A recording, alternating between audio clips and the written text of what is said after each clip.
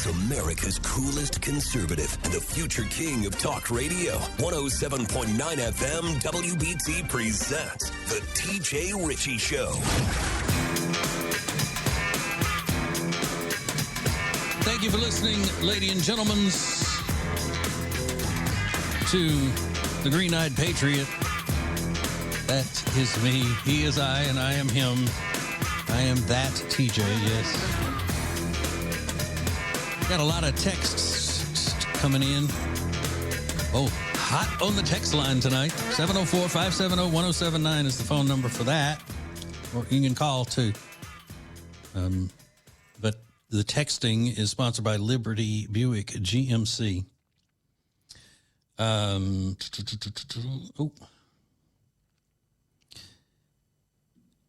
And going through some of these texts, and let's see it's hard to, like I've said before, it's hard to keep up with the threads of the format the texts come in. Alan said, why do liberals automatically diagnose someone who voted for Trump? Trump voters do not care about others, etc. Because that is the only way that Democrats can distract people from the fact that Trump has done so much good for this country. You have to position your opponent as being someone who is not even worthy of human treatment. You know, anybody who supports Trump, that's why they call him Hitler all the time. They always call him Hitler. Fascist. You know, all of these things. So that way it takes away people's guilt if they want to see him meet his demise, or if they want to see the people that support him neutralized. Is because the liberal mind, I'm not talking about the leftist mind, I'm talking about the liberal mind, just your regular run-of-the-mill, day-to-day liberal voter. They're weak-minded, obviously. That's self-explanatory. To believe what liberals believe, you have to be a weak-minded person. It doesn't make you a bad person, necessarily. Because I still say that at its core, liberalism is beautiful. The things that liberals want initially, when they're just old-fashioned liberals, they would be great. It would be, you know, this utopian society if we could have it, but it's just not built into reality. It's not realistic. Sure, it would be great if everybody were equal and everybody had everything they wanted and there were no hungry and there were no sick and there were no this and no da-da-da-da. Everybody was just great. We just lived in paradise on earth. That would be great, but it's not possible. So you get these do-gooder liberals, and when something happens and reality sets in and something blocks them from doing what they think is good, they can't handle it because they're weak-minded, emotional people. They're driven by their emotions. And so their captors, I'll put it that way, the captors in the Democrat Party know that, and that's why they play these mind games with them. You see, in order for the modern-day Democrat to win, you have to position your opponent as just not human, evil, Hitler. Because they know, Democrats do, and any of you Democrat politicians or people who work in the Democrat Party, you listen to this right now, you know good and damn well I know what I'm talking about. You cannot win if you are honest. The Democrat Party would cease to exist if they could ever run on honesty and on their principles and their ideas straight up. If they could just tell people what they really want and what their desires are, nobody of any decency would vote for them. And they know that. So that's why being a Democrat is a business. You know, it's a business cutthroat, power hungry industry. Look at this clown in Tennessee that we keep talking about, this Justin Pearson, out doing skits every day. Oh, I've got a clip here of some of this Democrat dishonesty that I'm talking about, of how fake they are, and just how they can never just be who they are because nobody would vote for them. I have a clip of Sandy Cortez, little Sandy Cortez, AOC. And she was speaking at the Georgia Senator Warnock. She was speaking at his church. He's one of these fake pastors, pretends to be a pastor, but he's actually a low-down snake, a communist. And she's speaking at his church. Now, you tell me that this is the real little Sandy Cortez that we hear from every day. You tell me this is the real one. Listen. Not divided by state, we are united by our humanity and common citizenship.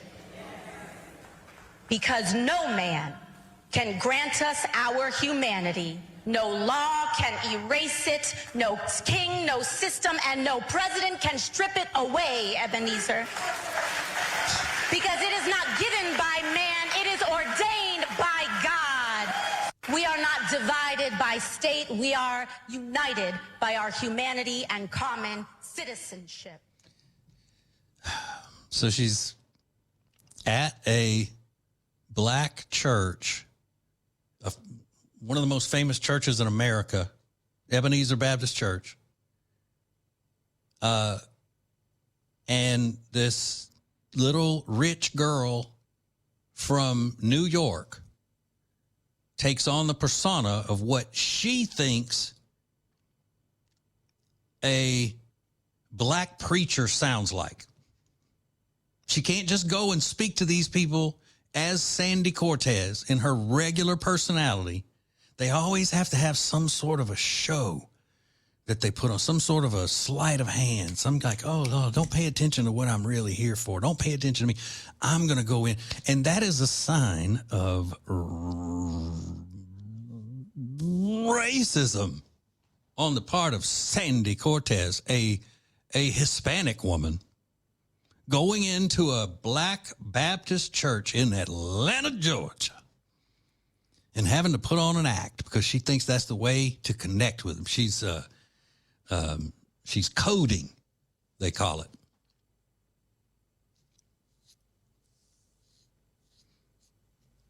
Going in, putting on her best black scent. And you tell me that's not offensive, not insulting? You got to go in there as a big city, rich, Hispanic, Latina, and try to pretend to be black because you think that's the only way you can connect with me, or you think you can come in here and act black and that's what's going to change my mind or get me to think in the way you think? If they looked at it the way they should, that's how they would see it. But that's just a example when there are millions of them a day of how fake and phony these Democrats are, because they have to be.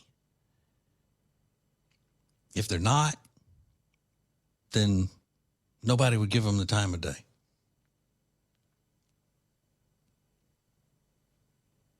And these people are despicable. Just absolutely despicable. Yeah, and then Alan just texted again. Yes, like Hillary, when she was at the church in Selma. The famous clip of her trying to sound like a black preacher. I ain't no ways tired. I've come too far. Because she's got that annoying, thick Midwest accent. And I'm not saying if you're from the Midwest, all your accents, I'm not saying they're annoying, but hers is.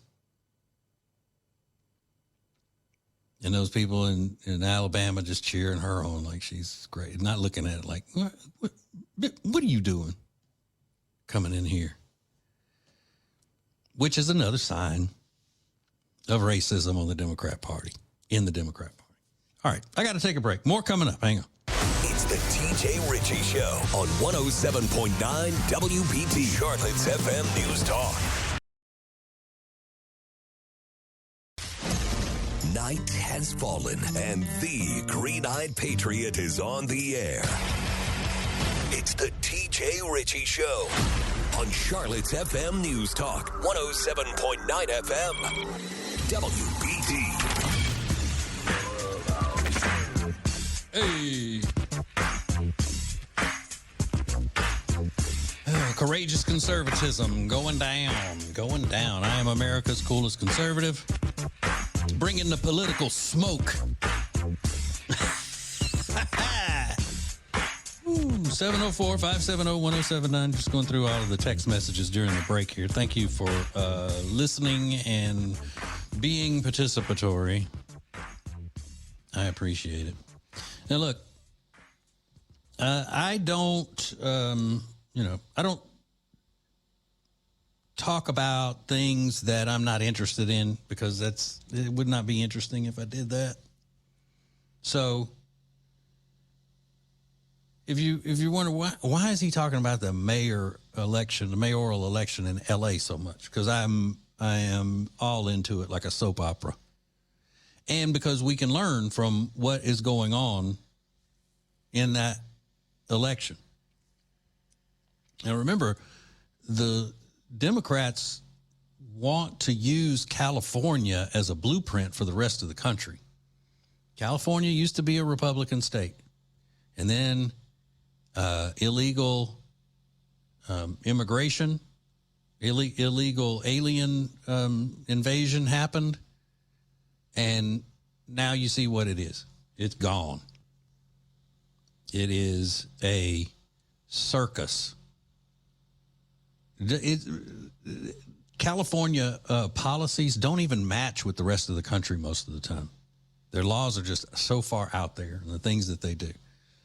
So this mayoral election is fun to watch, because you got two women,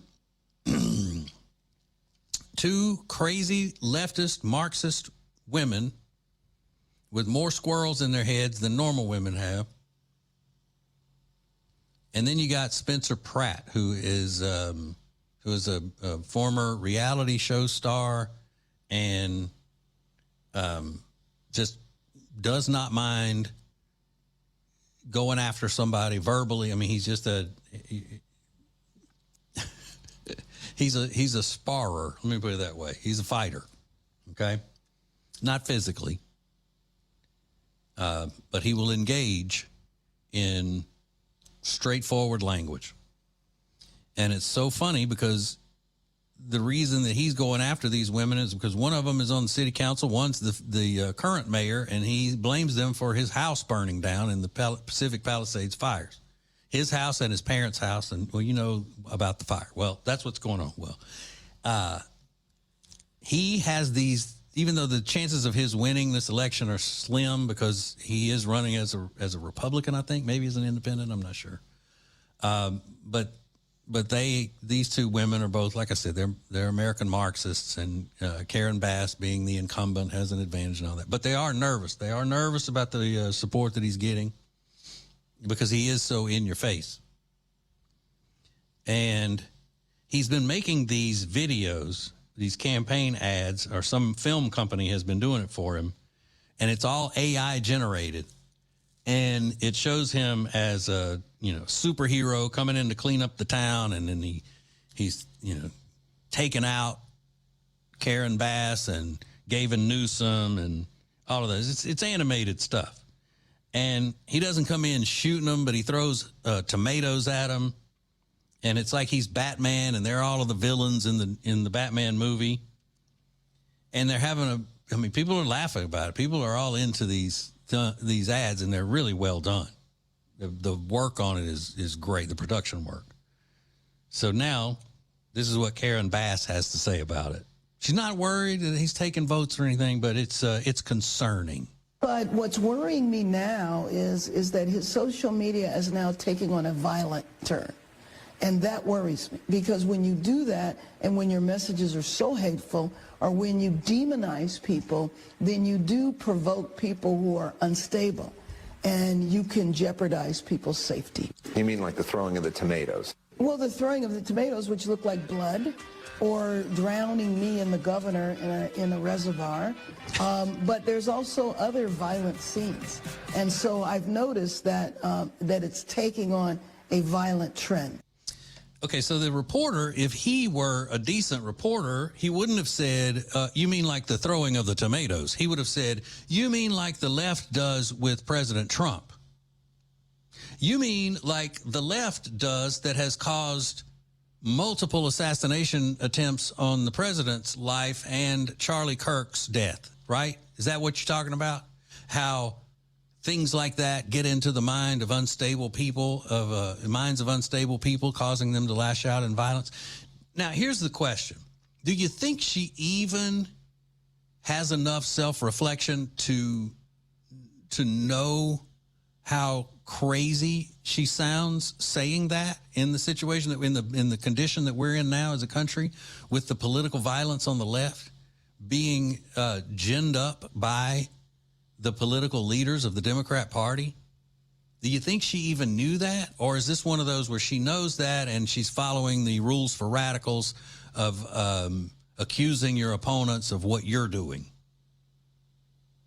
Now, I'm not just saying that she's a Marxist because she's, a modern day Democrat. I mean, she is a huge fangirl, probably groupie of Fidel Castro. I mean, big time, was all about Fidel Castro. So did anybody say, all right, now, Mayor Bass, if you go out and say that, you know that everybody's going to look and go, well, okay, that's what the good people on the right have accused Democrats of doing. You know, there have been, the violence is on the Democrat side, right? So you want to take a chance of saying that and being hit with hypocrisy charges and all this? Or do they say, here's what you need to do? You know how we on the Democrat side try to get people to go and create and act out in a violent way towards our enemies? You know how we do that? Okay, it's time for you to say that Spencer Pratt is doing that to you. I bet that's how it went. That's how diabolical these people are. I mean, just to, because you would have to be, wouldn't you have to just be completely obtuse to not get that, just to go out and say that and then not realize, oh, wait a minute. Oh, that's what they accuse us of doing. You would have to be a moron. But here she is following that typical Marxist mentality of what she wants to do with, because, Los Angeles, which she's in charge of, is taxed to death and in debt. They didn't even have the money to have the fire hydrants on and stuff when those fires were out. They are a mess. So what does she want to do with money that she doesn't have that comes from the taxpayers? She wants to help the homeless in a very special way. Listen. How many people who are unhoused that you meet have no teeth at all? They don't have teeth. Why? Because meth rots your teeth. You can't succeed without teeth. So there needs to be comprehensive health care provided to people. There needs to be comprehensive health care provided to people. Meaning the taxpayers need to get dental work done for the homeless because their teeth are rotted out from all the drugs they've done and not brushing their teeth and everything. Yeah. That's a good priority to have. You got people who are not even going to be able to rebuild their homes for 5 years, some of them, because of a fire that got out of hand because of her not knowing what she's doing. But she's out promising new teeth to the homeless. The unhoused. You always got to change the language, right? Keep you guessing. What's the language? What's the proper language? The unhoused. You know, the unhoused seems so much kinder than homeless. I don't even know. Most of the time I can decode that stupid liberal language, but I don't even get where that one is less offensive or supposedly less offensive. Unhoused over homeless. It's stupid. Like food insecure. They're not hungry. They're food insecure. Okay. So, yeah, buy new teeth for the homeless. Now, what do you think these homeless is going to do? What you think them old homeless is going to do now when they get them some new teeth? You think then all of a sudden they're going to adopt these new personal hygiene habits? Is that going to fix their problem? Get them some new teeth and they'll be off the street. They'll be living in mansions. Just get their teeth fixed. It's like when I think it was San Francisco years ago, that their idea to help the homeless was to buy shopping carts for them. Because you can't be a good homeless unless you got a good shopping cart. So that's what they bought, shopping carts, buggies, as a lot of my southern brethren and sisterin would say. They bought them buggies. These people, you know, it's hard to figure out sometimes whether they're crazy, they're more crazy than stupid, or vice versa. It's just like a toss-up every day.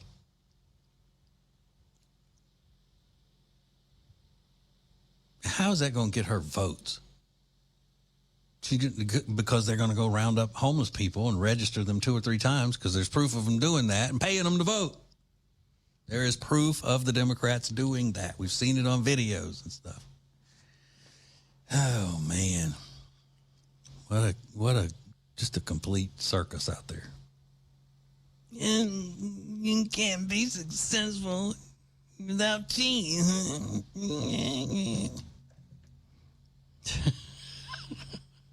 How many people who are unhoused that you meet have no teeth at all? How many people that are unhoused that you know don't have any teeth at all?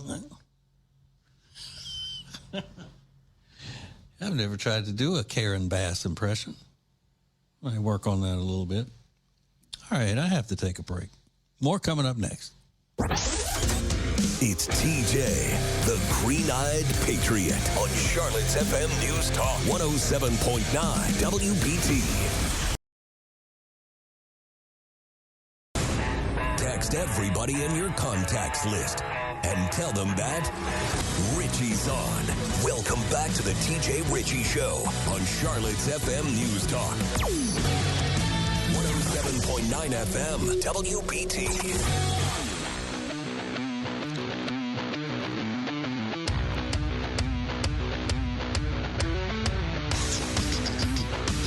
All right, ladies and gentlemen, welcome back to the show.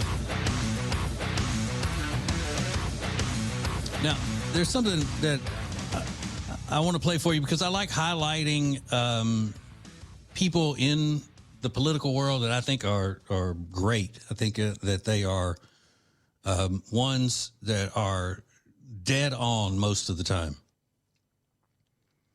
And they're fighting the good fight, because I don't believe that all, regardless of what liberals say, I don't think that all Republicans are, are what you would say would be doing right by the voters. I don't think all Republicans in office are great. But when there are the ones that I think are just superstars and that they stand out, they should be recognized. And one is someone that I talk about all the time. His name is Brandon Gill. He's a representative from Texas. He's fantastic, young guy. Senator John Kennedy from Louisiana, great. But there's also a senator from Alabama who I find myself just, when I'm alone watching clips of him and listening to him in interviews and stuff, I just almost stand up and start cheering. His name's Tommy Tuberville. Tommy Tuberville is a former football coach, and not just a football coach the way that they tried to position Tim Walz as being a football coach, who wasn't really a coach. He didn't even know anything about football, and he proved that, being sassy and all. Tommy Tuberville coached in the SEC. He was the head coach at Auburn, amongst other big-time programs. But he's a senator now. He was speaking yesterday, I think, and he was talking about mass immigration under the Biden administration and what the Democrats want to continue to do. Listen. Mass migration is destroying our educational system. Listen to me, it is destroying it. Go to any high school and I can show you examples.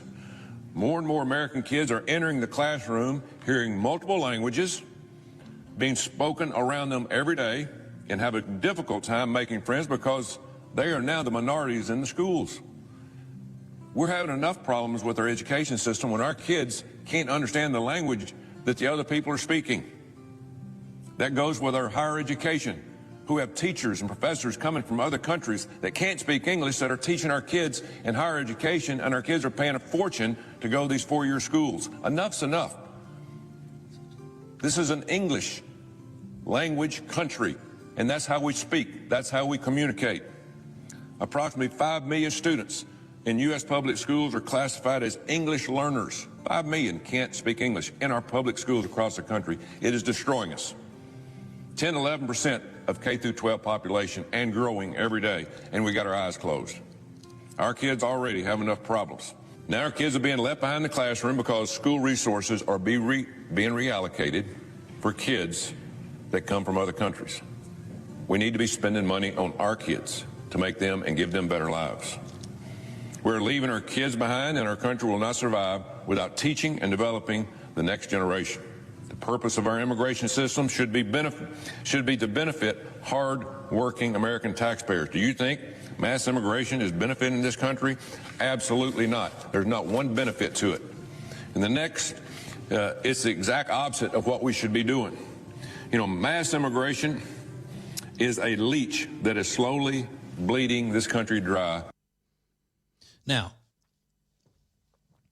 here's the bad part about that. One of the bad parts is that that's controversial.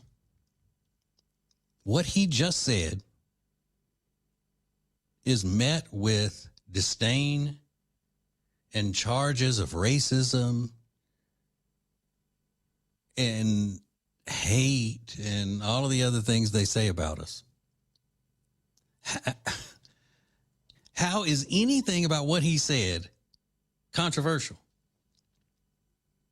It's because we have allowed the Communist Democrat Party to position us on defense for so long, to position us as, oh, you accuse us of all these things. We got to run and try to prove you wrong. And, we got to defend ourselves. And so we're always on defense because they're hurling these accusations at us for years and years and years. And then while we're busy defending ourselves, they are inching along and taking land, in the battle. I'm speaking metaphorically here. Getting more and more control over the schools and sneaking in their communist principles and their Marxist ideology, and starts maybe with the universities, and you got terrorist sympathizers and terrorist supporters who are now college professors in the United States. That should never happen once. There should not be anybody accepted into this country who is from an area that hates us, much less being put in charge of teaching our young people. But the reason that they are is because they want to destroy the country, and they being the Democrats, the Democrat Party. So he says something, that is nothing but common sense. And then they get, oh no. Just like now, They've gerrymandered these districts to where they're not fair and they're not constitutional. And then when the Republicans fix it, oh, it's Jim Crow all over and trying to deny black people the right to vote and, you know, all this other stuff. It's the way they play the game because they can't play the game straight up, toe to toe, and fair. They just can't do it. But this situation with the mass migration, that's layer on top of layer of trouble.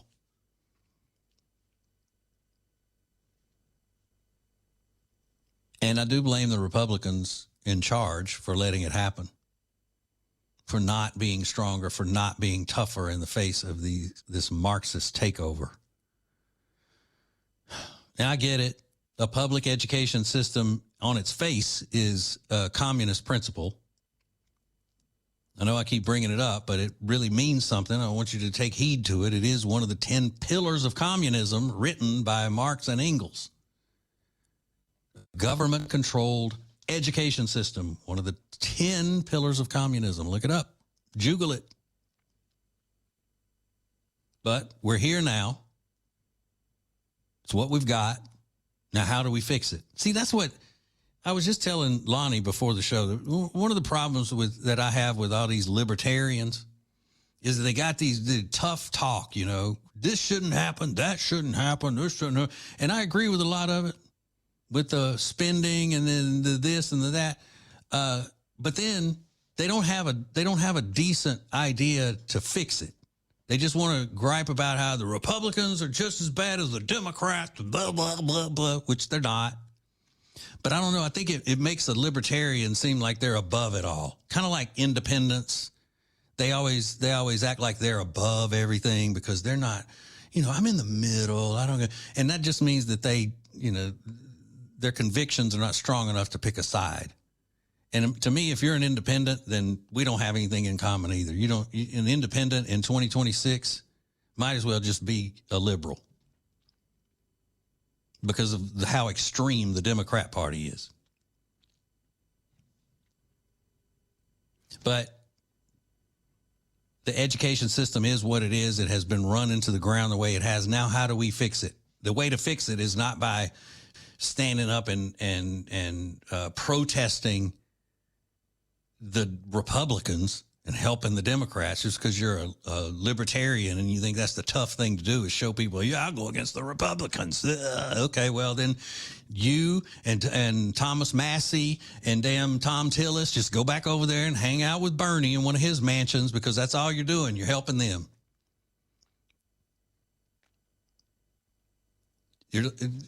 Thomas Massey and Tom Tillis act upon their emotions because they don't like Trump.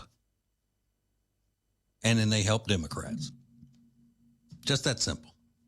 No solutions. And I'm not saying Tom Tillis is a libertarian. He's not. I don't know what the hell he is. But that's the way it is. All right, I'm way late here. I got to take a break. Last segment coming up next. Hang on. TJ, the realist Ritchie, on 107.9 WPT, Charlotte's FM News Talk.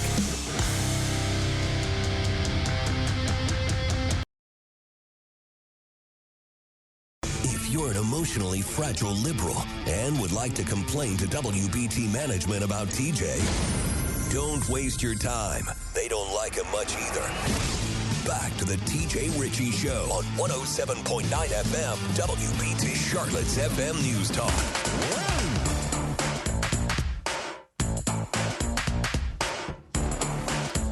All right, ladies and gentlemen, I am America's coolest conservative.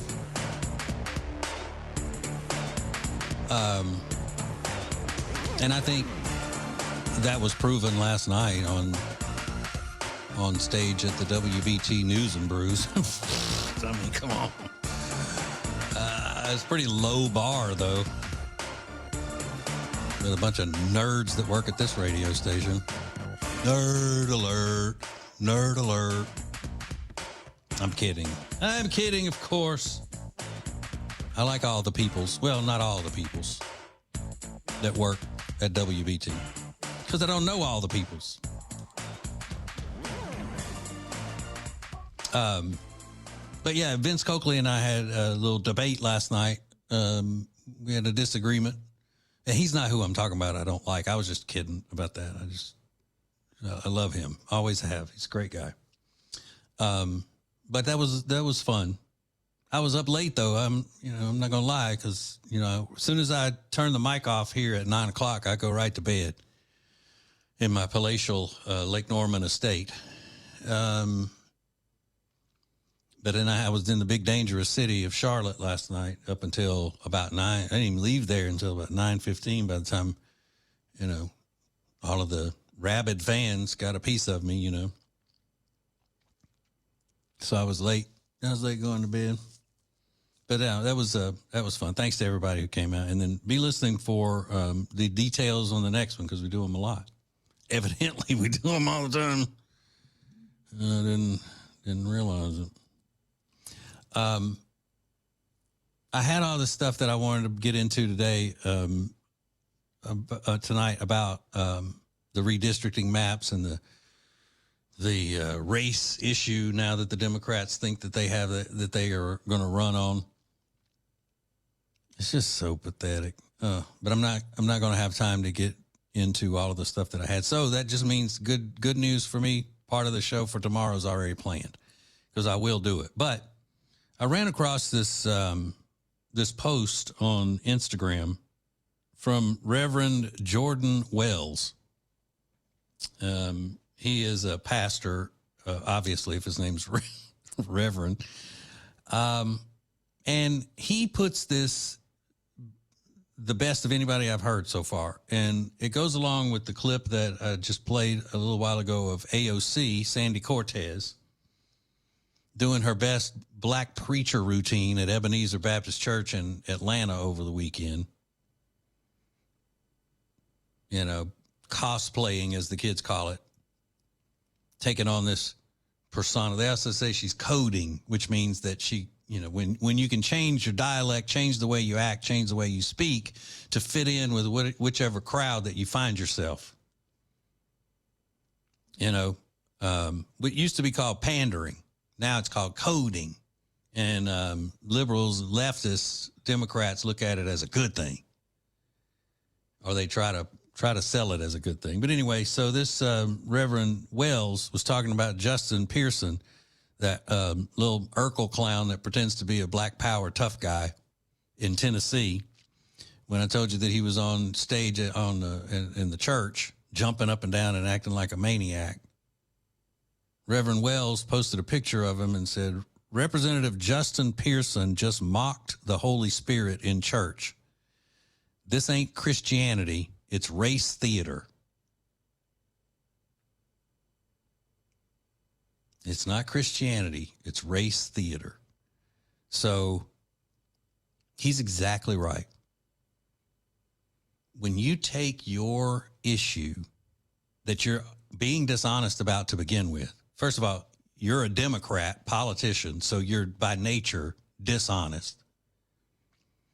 And you go into a church and you get in the pulpit and you speak to the church family. And when you're standing up there, you are supposedly a representative of Jesus Christ. And you go into that house and you get on that stage and you grab a microphone and you lie to the people in the name of Jesus, in the name of God. And you put on some sort of an act in order to manipulate them to do the devil's work. You are mocking the Holy Spirit. I love that. I love that description of it.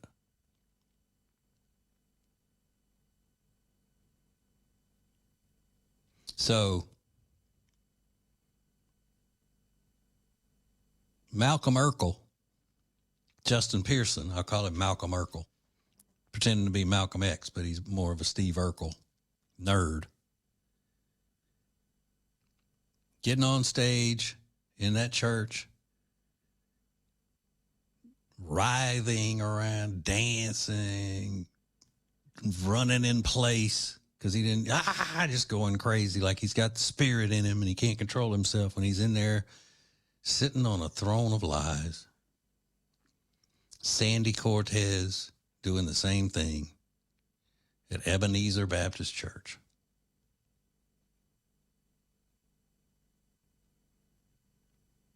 Think about that, though. You book an appearance at a church so you can go lie and manipulate people. And we're not even supposed to have politics in our churches. You know that? What happened to that? Politics are supposed to be separate from the church. That's how they're able to have tax-free status, the 501c3 tax status. But I guess that doesn't count when you're trying to reach black folk. And they always say that too. Whenever they're coming up with some fake racial injustice that they've manufactured or some kind of a fake white supremacy case, you know, the race hustlers always say folks instead of people. White folks, black folks. But if they're really serious about it and trying to make a point about being oppressed, they leave the S off of folks. And they just say folk, black folk. I know these things, ladies and gentlemen.